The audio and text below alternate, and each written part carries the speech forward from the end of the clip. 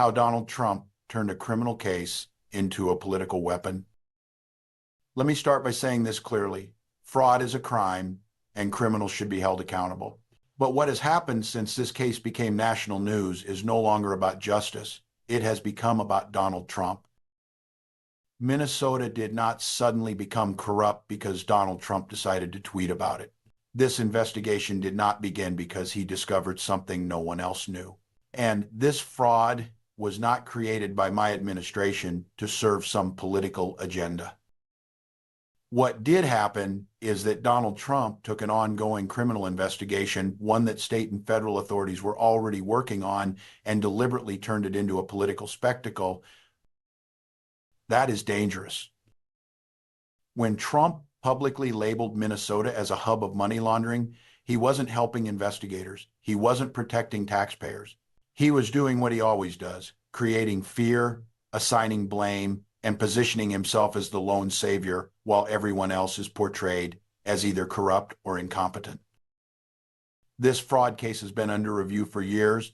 Agencies flagged concerns, law enforcement acted, prosecutors built cases, courts moved forward. None of that was new. What was new was Trump's decision to heat it up, to make it white hot, and to turn a legal matter into a partisan attack.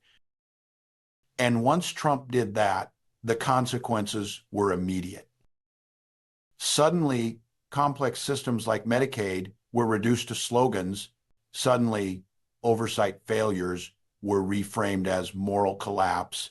Suddenly, entire communities were dragged into the conversation, not as citizens, but as suspects. Trump doesn't understand how Medicaid works. He has never tried to understand it. His record shows that clearly. His only consistent position has been to cut it, privatize it, or attack it. Yet here he was, pretending to be an expert, claiming he knew exactly where the money went, how it moved, and who was responsible. That is not leadership. That is recklessness. When you inject presidential-level rhetoric into an active investigation, you don't create accountability, you distort it. You invite conspiracy theories. You undermine trust in institutions. And you encourage people to look for villains instead of facts. And that is exactly what happened. Instead of focusing on the criminals who exploited loopholes, Trump's rhetoric shifted the focus to political enemies. Instead of asking how to strengthen systems nationwide, he singled out Minnesota to score points. This was never about helping Minnesotans. It was about Donald Trump needing a target. Trump scapegoating, national damage, and the cost of political fear. What concerns me most is not just Trump's attacks on Minnesota, it's the precedent they set. When a former president uses a criminal investigation to inflame fear, he invites others to do the same. Suddenly, every fraud case becomes a political weapon. Every oversight failure becomes evidence of ideological evil. And every attempt to explain nuance is labeled deflection. Trump accused Minnesota of sending money overseas. He implied ties to terrorism.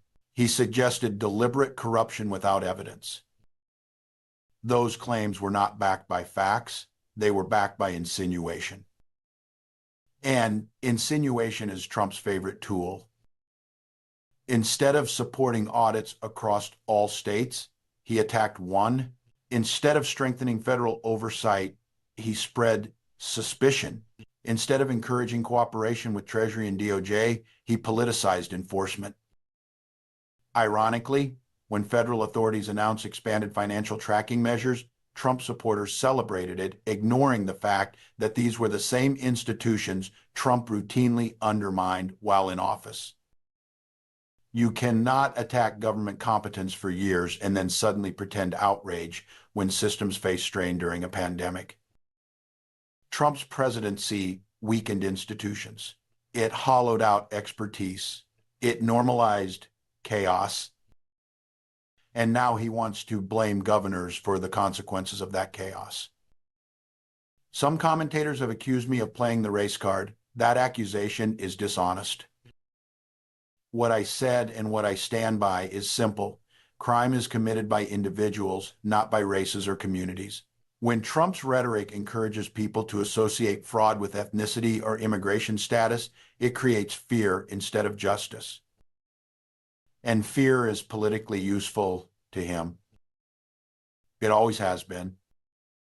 This is the same playbook Trump used at the border, the same playbook he used during COVID, the same playbook he used after elections. Find a problem, inflate it, blame others, declare himself the only solution. But leadership doesn't look like that. Leadership looks like strengthening oversight quietly. It looks like cooperating with investigators. It looks like fixing systems without demonizing citizens. Trump didn't want solutions. He wanted headlines. And the cost of that approach is real. It undermines public trust. It damages communities. It turns governance into a battlefield. Minnesota will continue to hold criminals accountable.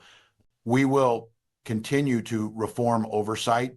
We will continue to protect taxpayers. But we will not accept Donald Trump rewriting reality to serve his own political survival. This case should have been about justice.